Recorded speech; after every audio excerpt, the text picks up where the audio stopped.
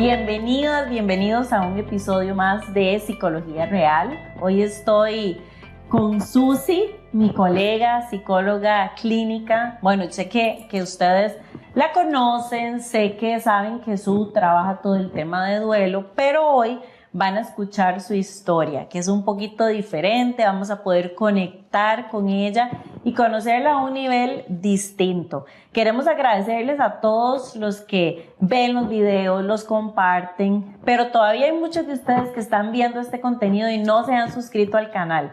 Les queremos pedir que le den suscribir, que lo compartan, que activen la campanita, porque eso nos permite seguir creando este contenido para ustedes y también para que más personas puedan conocer del trabajo que hacemos acá en Psicología Real. Bueno, Su, bienvenida, qué lindo tenerte acá y salude a las personas. Bueno, aquí a todos los fans. Bueno, muy feliz hoy de estar juntas, que Dios nos da este gran privilegio y este regalo de poder estar grabando este episodio aquí juntas y poniendo todo a disposición y al servicio de Dios, que toda la gloria sea siempre para Él.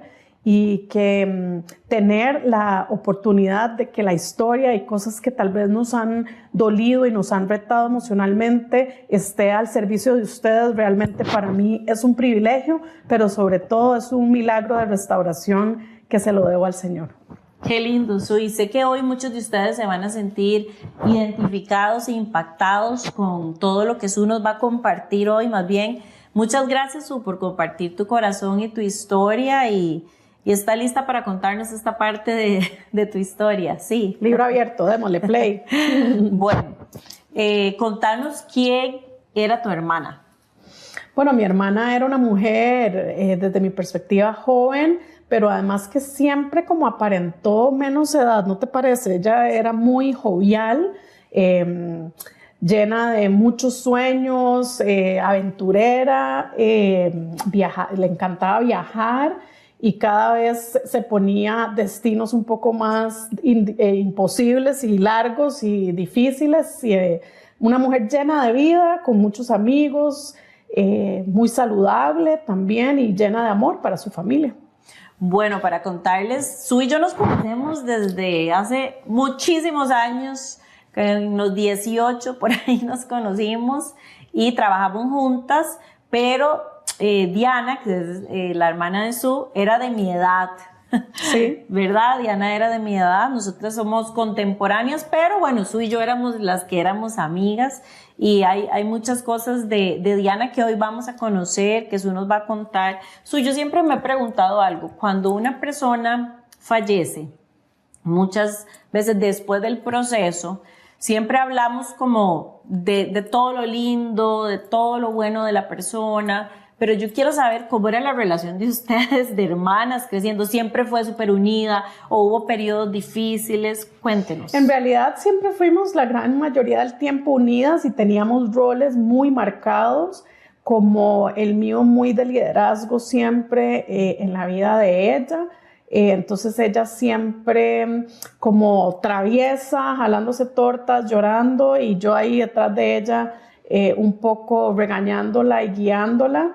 Siempre fuimos muy unidas, pero no podíamos ser más diferentes. Entonces realmente como en la filosofía general de vida teníamos vidas muy distintas. Yo mamá, yo me había casado y ella no. Entonces en realidad como fundamentalmente distintas, pero siempre muy, muy unidas. Solo recuerdo una vez que tuvimos un disgusto de varios meses, pero en general siempre las dos muy involucradas una con la vida de la otra y como agregando mucho balance. Ella por un lado increíblemente espontánea, muy, digamos así, creativa, y yo no, yo siempre muy estructurada, muy, ¿verdad?, tradicional. Entonces también eso era como gracioso, oportunidad de bullying de un lado y para el otro, pero muy diferentes las dos. Ok. Su, y bueno, vos sos mamá, tenés 2 hijos. ¿Cuál era el rol de Diana y qué tan involucrada estaba en la vida de tus hijos? Bueno, Diana, de mi perspectiva, siempre fue como la otra pata de la mesa, ¿verdad? En mi familia, en mi núcleo familiar con mis hijos. con mi hija especialmente, que fue con la que más años compartió, su alma gemela. Ellas decían que, ¿verdad?, las mejores amigas, son muy parecidas en esencia, en muchas cosas, en su forma de ser. Y entonces ella era la tía cool, ¿verdad? Si yo decía que no, ya me llegaba la llamada a los 2 minutos, ¿verdad? Susi, pero déjala, mira, que yo la llevo, yo le pago, yo la traigo. Siempre muy, muy, muy unida con mi hija. Y mi hijo fue la luz del corazón de mi hermana, el poco tiempo que pudieron compartir. Ella era una tía muy linda, muy comprometida con ellos. Qué importante. Bueno, yo soy mamá y cuando un tío se involucra en la vida de un hijo de uno realmente lo aprecia. Sí. Realmente es muy especial. Describinos a Diana en 3 palabras. Creativa, espontánea, fashionista, siempre, ¿verdad?, muy ocupada en verse bien, en vestirse bien. Se cuidaba mucho, mucho ejercicio. Fue vegetariana antes de que ser vegetariano fuera algo trendy, digamos. Siempre se cuidó mucho. Sí, me acuerdo de esas combinaciones locas de outfits que le encantaba y el pelo también. Siempre experimentó mucho con esto. Bueno, sí. ¿En qué momento cambia todo? ¿En qué momento viene una noticia que cambia tu vida por completo? Bueno, marcadísima en mi cabeza para siempre fue el 5 de mayo del 2022. Como les digo, mi hermana, una mujer completamente sana. El día antes de esta fecha, ella llorando me dijo que se sentía muy mal y que algo andaba muy mal con su cuerpo, lo cual a mí me llamó la atención porque ella desde ese momento me dijo es algo grave y ni siquiera habíamos ido ni a una cita. Al día siguiente, por un sangrado muy abundante que ella tuvo, tuvimos que ir de emergencias al hospital y ahí es donde empieza todo. Y a partir de ese momento cambió la vida de ella, la mía y la de toda la familia, porque inicia un proceso de un diagnóstico que nos cayó como un piano encima. Ese mismo día en emergencias, un examen tras otro, uno peor que el otro, entonces le hacían el otro, hasta que terminamos en cuestión de 4 horas que le hicieran su primera biopsia. Wow, ¿y cuáles fueron las emociones que para vos fueron más difíciles de manejar en ese momento, sabiendo, bueno, que Diana es menor que vos, es tu hermana menor, y que normalmente uno espera que las cosas sean al revés, ¿verdad? De acuerdo al ciclo de la vida, enterramos a papá, hermanos mayores, y aquí hay algo que está siendo completamente antinatural a lo que estamos acostumbrados. Es demasiado el shock, y yo creo que esa sensación de que todo puede realmente cambiar de un minuto a otro queda en uno para siempre, y tal vez, yo no sé si fue intuición mía o no sé, pero la primera cosa que puedo decir es que desde ese día yo supe que ella iba a morir pronto. No sé por qué. Wow. Recuerdo que en esa cita, cuando le hicieron a ella esa primera biopsia, que obviamente los doctores tienen un criterio clínico para decir, bueno, parece un tumor.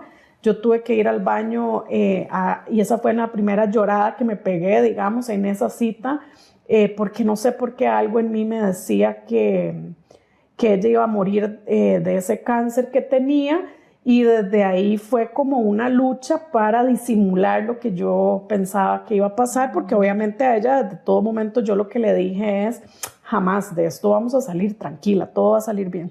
Wow.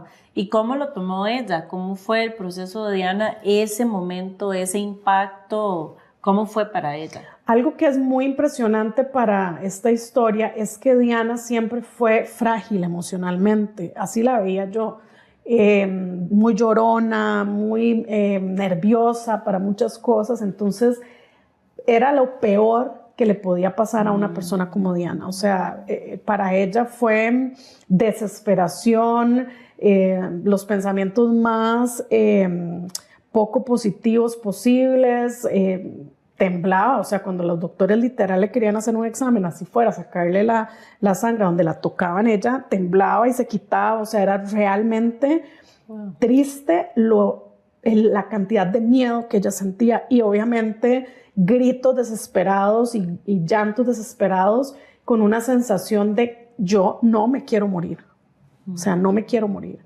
Y bueno, obviamente yo tratar de convencerla de que eso no iba a pasar.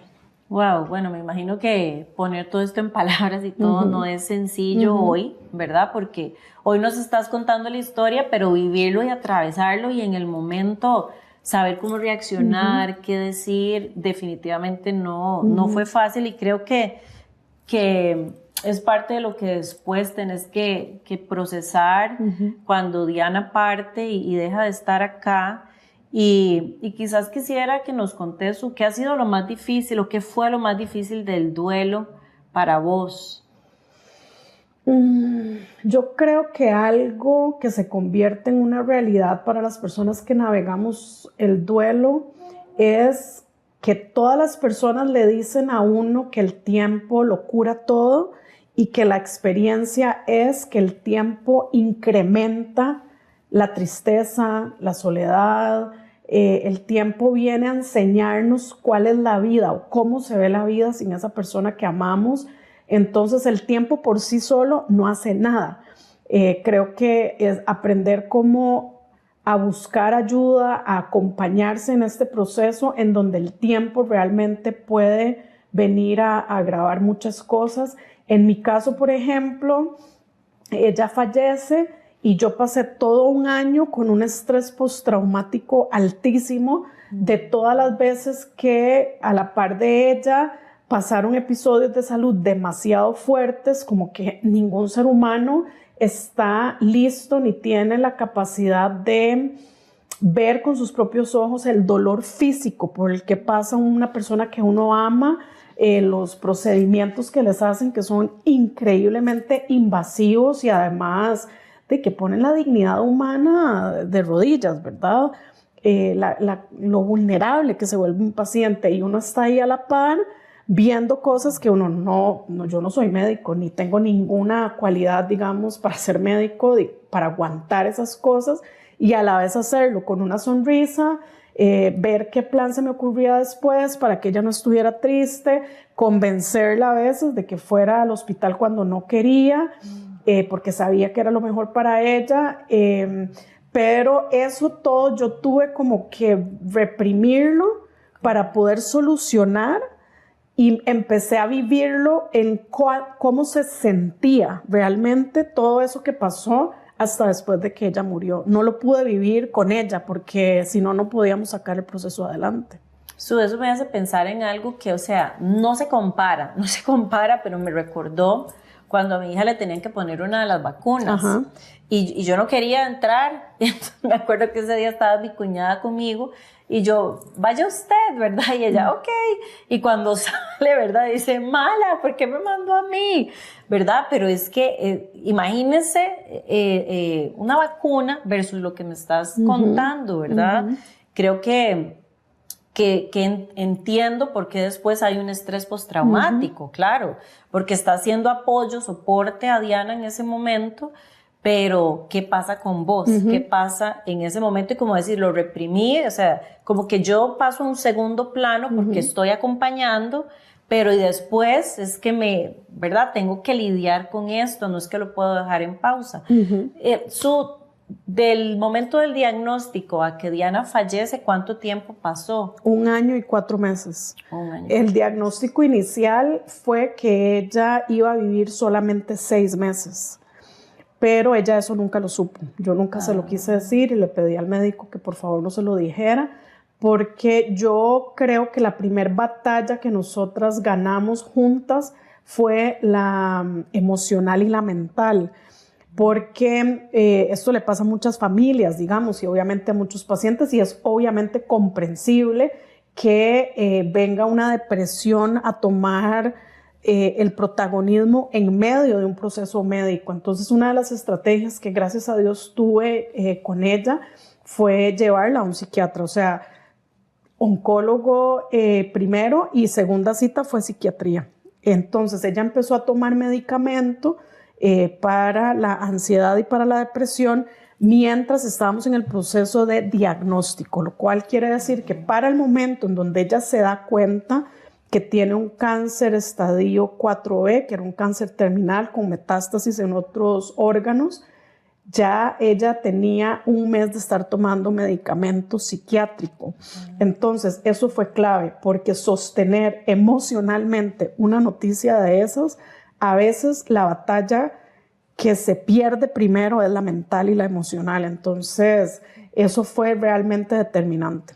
Qué importante esto que estás diciendo. Estaba escuchando un neurocirujano hablando de esto y de cómo que él decía que se han hecho estudios en personas casi que iguales, mismo estatus social, misma que hombre, que mujer, edad, cuando se les da la noticia de un cáncer, etcétera, y cómo, dependiendo de la resiliencia interna, hay personas que dicen, voy para adelante y tienen deseo de vivir y arreglan cosas que tenían pendientes y salen adelante, aunque fallece la persona, versus la que él dice que en ese momento se mueren, ¿verdad? En ese momento ganó la batalla de ya la vida no tiene sentido, ¿por qué me pasó esto a mí? Y el proceso de ambos es muy complejo, ¿verdad? Aunque uno normalmente se alarga un poco más y con menos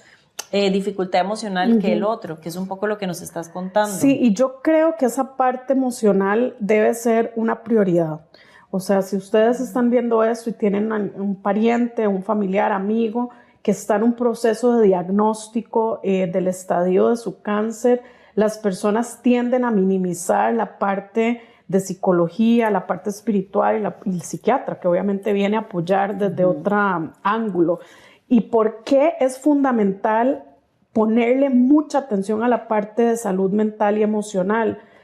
Porque ahí es donde cambia la posición del paciente entre me voy a hundir en una tristeza profunda porque me estoy muriendo, y la persona que fue mi hermana, que se le paró de frente al cáncer y le dijo, no me ganas. Y entonces ahí es donde este tipo de experiencias que son, claro, física y emocionalmente muy desgastantes y dolorosas, hay una magia para la cual yo tengo demasiada pasión en mi trabajo, que viene el cáncer a traer. Y el cáncer trae muchas enseñanzas, muchas oportunidades, y hay un regalo que estar frente a la muerte le da a una persona que emocionalmente tiene la capacidad de gestionar, y es arreglar cosas pendientes, tener conversaciones, arreglar temas legales, reconciliaciones, priorizar solo experiencias de bienestar en su vida. Y es aquí en donde todo cambia. Y sí, serán 6 meses, será 1 año, serán 2 años, serán 5 años. Esa es la historia del cáncer, es muy impredecible, y en todas las familias viene algo diferente. Pero que una persona logre parársele de frente al cáncer y decirle, el amor va a ganar esta partida, lo hace un estado emocional que viene acompañado, que viene con un equipo médico a la par, y esto es una experiencia que cambia por completo. Sí, yo pienso que esto que nos estás diciendo, y para los que nos están viendo, el proceso interdisciplinario de acompañar a una persona en un proceso terminal es vital para obtener resultados diferentes. Definitivamente, el no hacerlo solo, el buscar ese acompañamiento, esa ayuda, va a ser distinto. Sé que Diana en su momento, bueno, ustedes tienen otro hermano que está fuera de Costa Rica y ella quería irlo a ver. ¿Cómo fue ese proceso? Y tal vez contanos un poquito los últimos días de Diana. Sí, un poco esta persona que empieza el proceso temblando y pegando gritos, aferrada a la vida. Diana tuvo acompañamiento psicológico, como les digo, al principio con psiquiatra, después junto con el medicamento vino un acompañamiento psicológico que estuvo con ella todo el tiempo, espiritual. Ella tenía una persona, de hecho, una muy amiga de ella y el esposo que es pastor, Marcela y José, la visitaron de una manera regular para acompañarla en la parte espiritual, tenía su nutricionista oncológica, es decir, era ¿verdad? Un ejército de personas que la acompañaron para hacer que la paciente terminal más feliz. Esa fue la postura, que el alma de ella se transforma entonces del miedo a la aceptación, y cuando estaba parada en la aceptación se convirtió en lo que siempre me dijo en los últimos meses: nos queda poco tiempo, no hay tiempo que perder.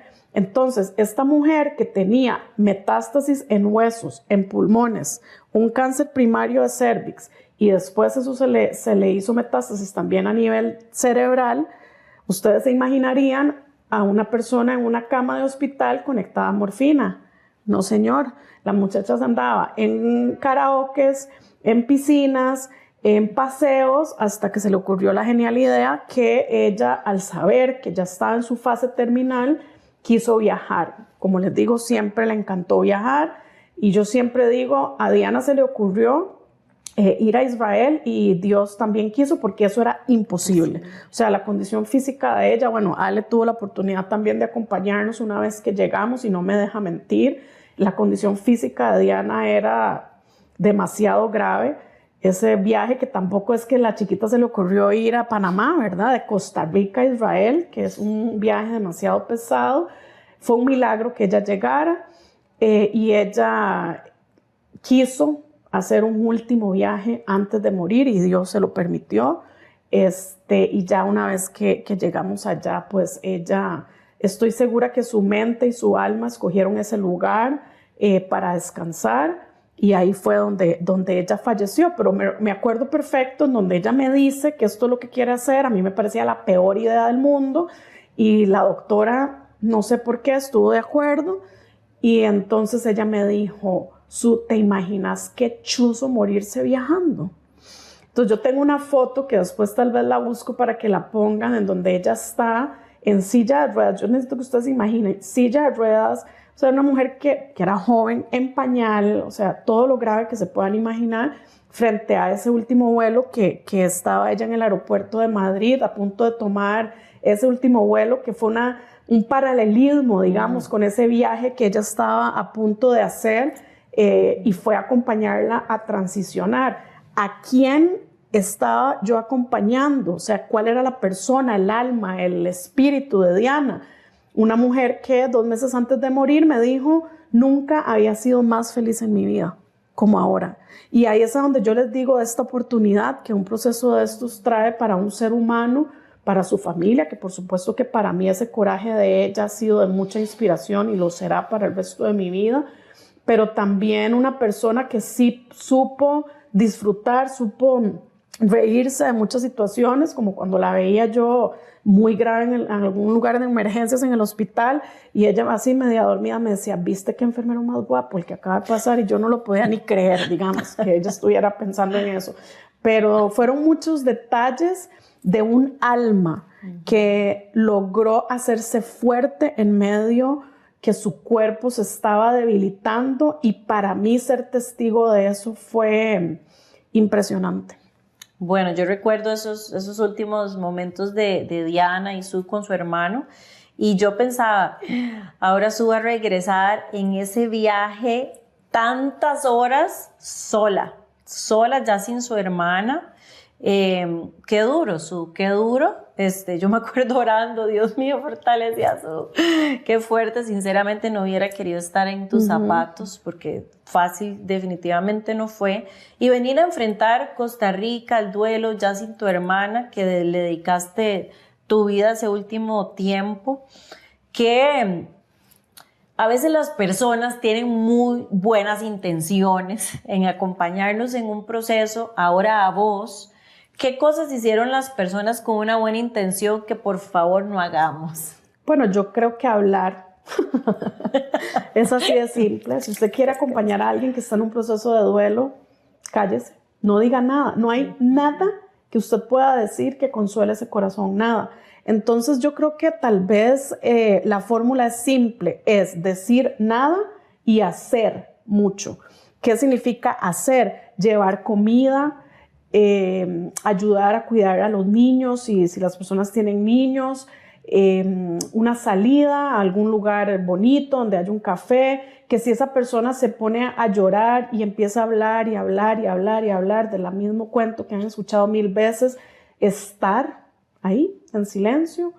Yo creo que esa parte hace la gran diferencia, orar, porque la fe se sacude en los procesos de duelo, aún las personas de mayor trayectoria, digamos, a nivel espiritual, los procesos de duelo es como un cambio de piel y la espiritualidad está metida dentro de esa identidad. Entonces, orar fervientemente por esa persona y no decir nada, no tratar de decir... De alivianar el dolor. Sí, es que no hay nada que lo pueda alivianar, pero también el problema de las frases más comunes es que lo que te tiran es una expectativa de que lo que sea que te está pasando no tiene que ser así, tiene que ser diferente. Por ejemplo, a tu hermana no le gustaría verte sufrir, ella lo que quiere es que vos estés feliz. O tus hijos te necesitan. Obvio que me necesitan, yo eso lo sé, eso me atormenta, eso a mí me duele, no poder estar ahí para mis hijos en un proceso de duelo. Entonces, ok, tus hijos te necesitan bien, ¿usted realmente cree eso para la persona que quiere consolar? Agarre a esos chiquitos, llévelos al cine para que esa mamá pueda llorar 1 hora mientras ese dolor se acomoda. Entonces es decir nada y hacer. Me encanta, me encanta. Tomen nota, tomen nota. A veces las personas, ¿verdad? Tenemos una buena intención, pero hacemos daño y quizás a veces es más fácil de lo que estamos creyendo. Yo quisiera saber, ahora que hablabas de la fe y la espiritualidad que se ve movida en un proceso de duelo, ¿tuvo la fe un rol importante en tu proceso y qué fue lo que te ayudó a trabajar durante el proceso de duelo? Sí, el caso de mi hermana, que era una mujer joven, que además era cristiana, que obviamente lo primero que hicimos al saber que ella estaba enferma es orar, pedir por sanidad, pedir por un milagro. Hubo muchas personas orando por ella también y a mí me costó mucho entender que la manera en la que Dios la sanó no implicaba que ella estuviera aquí con nosotros, sino que su sanidad fue trascender. Y a mí eso fue un pulso horrible que tuve con Dios, aunque yo he sido cristiana toda mi vida, mi fe fue sacudida como nunca antes y fue y ha sido la experiencia espiritual más hermosa que he tenido. ¿Por qué? Porque me encontré a un Dios consolador, me encontré a un Dios respetuoso, me encontré a un Dios que tuvo ganas y estuvo dispuesto a hablar conmigo, aun cuando yo que le pegaran gritos, y Dios quería escuchar mis gritos, Dios quería escuchar mi frustración, y siento que eso transformó mi vida espiritual de una manera significativa, pero Dios también puso personas. Yo no pasé mucho tiempo sin ir a la iglesia por este conflicto espiritual que tenía, pero empecé a ir a un grupo pequeño. Yo elegí ir a un grupo de la iglesia donde yo no conocía a nadie, aunque ya tenía muchos años de ir a esa iglesia y obviamente conocía a muchas personas. Quise ir a un grupo donde nadie me conociera porque mi identidad estaba como tan perdida en medio del duelo que no tenía ganas de fingir mi personalidad de siempre. Y ahí yo lo que hacía era llorar. Y es tan bonito porque ellos hoy por hoy, que son grandes amigos, están maravillados de ver el antes y el después. O sea, ellos no, porque ellos lo vivieron conmigo semana a semana, lo destruida que yo estaba, lo enojada que estaba con Dios. Entonces, verme, por ejemplo, hoy que tengo el grupo en la iglesia para procesos de duelo, verme ellos inclusive ahora servir, digamos, desde ese lugar es increíble. Pero creo que me ayudó un consejo que me dieron, que fue que hablara con Dios como sea, desde donde fuera, con las palabras que fuera, y que Dios no se iba a asustar de mi tono, que Dios no se iba a alejar por mi enojo, y que Dios me iba a venir a buscar, aunque yo estuviera de rodillas tirada en el suelo. O sea, Dios tiene la posibilidad de alcanzarnos a donde sea que estemos. Y leer Job, se los recomiendo. Si usted está enojado con Dios, haga equipo con Job y lean Job, porque Job a mí me dio como una guía de decir, bueno, entonces a Dios le puede hablar así, sacudido, ¿verdad? Y es también buena práctica. Bueno, tomen nota, Job, y les va a ayudar en este proceso. Bueno, ¿en qué momento usted dice, de todo esto que usted está pasando y su proceso de sanidad y restauración, usted nace en vos el deseo, no sé, de decir, quiero acompañar a personas que están pasando este proceso y cómo nace en vos el proyecto de trabajar duelo, especializarte y acompañar a personas? Porque yo pensaría, Alejandra, que usted más bien se quiere alejar de esto, capítulo cerrado, y voy hacia otra cosa porque fue muy doloroso, te costó mucho, no solo desde que Diana empezó el proceso, sino después el suyo. Es como, ya no quiero vivir más esto, ahora vos querés acompañar a personas en procesos de dolor. No sé, ¿no te hace revivirlo? Cuénteme. Bueno, yo creo que el deseo empezó mientras ella estaba enferma. Lo hablé con ella, de hecho, sobre este proyecto, y fue porque en tantas horas que estuvimos en los hospitales, en las salas de emergencia y miles de citas que hay que esperar eternamente en el Seguro Social, vimos a muchas personas solas. Es decir, mi hermana pudo librar muchas batallas porque siempre estuvo acompañada. Ella nunca fue sola a una cita y demás, había un ejército de personas que la estábamos apoyando, y eso hacía una gran diferencia. O sea, ella me decía, yo no sé qué haría yo, digamos, si tuviera que buscar cómo transportarme de una quimio a otra, y veíamos a una gran cantidad de personas solas. Entonces era como estas conversaciones en sala de espera que empezamos a tener, y ahí fue en donde yo empecé a sentir como el llamado, porque yo siento que mi trabajo ha sido un llamado de Dios, que no hace ningún sentido, pero que Dios ha respaldado, y cada vez que yo conozco a mis pacientes me maravillo de entender el amor que Dios tiene para nosotros, de decir, Dios me llama a mí a trabajar en esto para poder vivir esta cita con esta persona. O sea, Dios está ocupándose de lo que nosotros necesitamos, ¿verdad? Wow. Llamando a personas a que lo sirvan. Entonces se concretó después que yo me tomé por lo menos un año, porque el primer año yo decidí ni siquiera explorar esa posibilidad para poder yo sanar. Y en mi proceso de búsqueda de bienestar después del duelo, que quiero hacer como un paréntesis de las personas que han acompañado a personas enfermas, muchas personas tienen el estigma de pensar que porque sabíamos que iban a morir nos estábamos preparando. A mí la cantidad de dolor que yo experimenté una vez que mi hermana dejó de respirar me tomó por sorpresa. No tenía ni idea lo mucho que me iba a doler y lo poco, o no sé, que prepara una enfermedad. Es que ya una vez que eso pasa es muy intenso el dolor. Entonces empieza mi proceso y me topé con trabas, por decirlo de alguna manera, en el acompañamiento espiritual, que el acompañamiento espiritual lastimosamente muchas veces lo que trae son expectativas a las que nosotros no les podemos llegar, que entendamos que los planes de Dios son perfectos al mes de que la persona murió. No es compatible con lo que uno siente, que orar, solamente orar va a quitar mi dolor, y espiritualizar procesos que necesitan acompañamiento emocional solo con experiencias que están meramente dentro del ámbito espiritual, y eso tampoco ayuda. La parte de psicología, algunas de las personas con las que yo busqué ayuda me hablaban de etapas del duelo. Era demasiada literatura para lo que en contraste siente una persona, y eso tampoco ayuda. Entonces yo pienso que a mí me incrementó la necesidad del trabajo, encontrar pocas personas que lo practican desde haberlo vivido, ¿verdad? No solo estudiado, obviamente estudiamos mucho de lo que dice la ciencia sobre el proceso neurológico, emocional que trae un duelo y cómo poder acompañar a una persona, pero vivirlo trae y añade, digamos, una calidad o una validez a los procesos que es demasiado diferente, y realmente yo sentí un llamado. O sea, yo tuve una experiencia personal con Dios y espiritual en donde un switch que se había apagado espiritualmente se encendió, y eso trajo mucho bienestar a mi vida. Y propósitos. Y propósito. Y entonces yo no puedo quedarme sin compartir eso, porque cambió mi vida para siempre. Bueno, y qué bendición, ¿verdad? Yo sé que sus pacientes dan fe de lo que has hecho y cómo los has acompañado.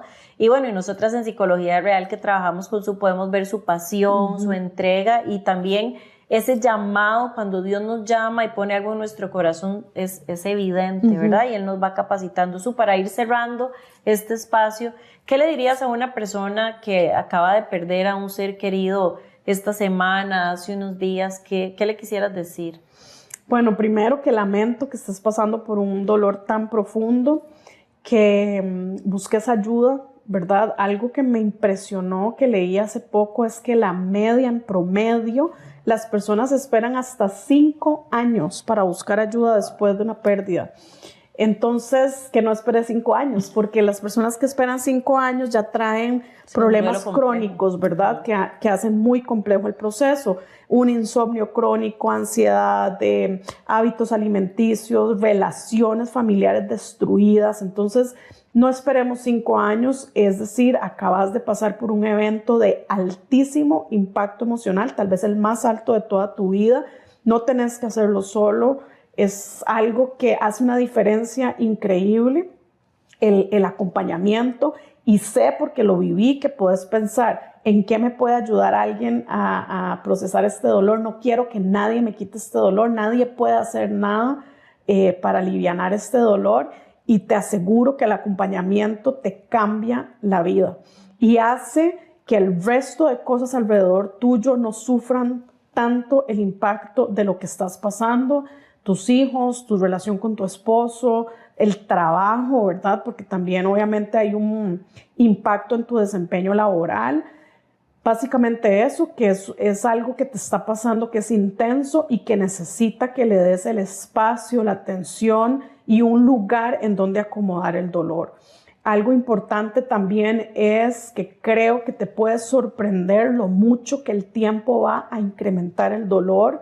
2 años después de una muerte se puede sentir incluso mucho más intenso que al inicio, dependiendo cómo haya sido la muerte. Si fue inesperado, el cerebro tarda hasta 1 año en entender que esta pérdida se está dando, entonces el tiempo puede tender a incrementar el dolor, pero quisiera transmitir esperanza y que sepas que el amor siempre le va a ganar al dolor. ¿Cuál amor? El amor de Dios para nosotras puede cobijar todo. El amor propio, el qué haces para poder recuperarte, hace una gran diferencia. El amor del ser querido que ya no está, que se queda con nosotros, que es como un trampolín que nos impulsa a llegar a lugares impensables, y que en medio que un duelo se acomode, tenés la maravillosa oportunidad de volver a disfrutar tu vida. Bueno, muchas gracias por abrir su corazón, por contarnos tu historia. Estoy segura que muchas personas se han sentido acompañadas al escucharte. Nosotros desde Psicología Real creemos que el duelo no es algo que usted tiene que vivir en soledad, y que levantar la mano aún en medio de este proceso es una forma de cuidarte ahora que tu ser querido no está, o incluso que estás acompañando a una persona en esta etapa terminal, como Su nos decía, o con un diagnóstico que está teniendo un impacto en vos también. Su, tal vez para terminar, quisiera preguntarte cómo honras hoy la memoria de tu hermana. Bueno, de muchas maneras, la tengo demasiado presente en muchas maneras. Bueno, la tumba de ella no está aquí en Costa Rica, entonces yo he buscado otras maneras. Por ejemplo, ahora el 15 de julio, en un par de semanas, que sería la fecha en que mi hermana nació, voy a hacer un evento de atención psicológica, citas cortitas, en un lugar, en una cafetería que a mi hermana le encantaba, que está cerca del hospital a donde ella la atendían, cerca del Hospital Calderón. Entonces es para mí una fecha importantísima. La fecha en que mi hermana nació cambió mi vida para siempre, porque tuve una hermana, gracias a Dios. Entonces siempre busco maneras de celebrar el gran privilegio que fue su vida y poder compartirla con ella. También en canciones, en hablar de ella, lo que a ella le gustaba hacer, comer cosas que yo sé que a ella le gustaban comer, planear viajes. Esa ha sido una de las grandes, digamos. He hecho varios viajes, gracias a Dios, en nombre de ella. y transmitiendo, digamos, ese mensaje tan precioso de coraje, de valentía que ella tiene. Es la manera en la que yo le hago un espacio muy importante en mi vida al amor que ella y yo compartimos, y la seguiré honrando siempre. Bueno, muchas gracias por compartirnos tu historia, y a todos ustedes que están aquí, de verdad los instamos a que compartan esta conversación que tuvimos Su y yo.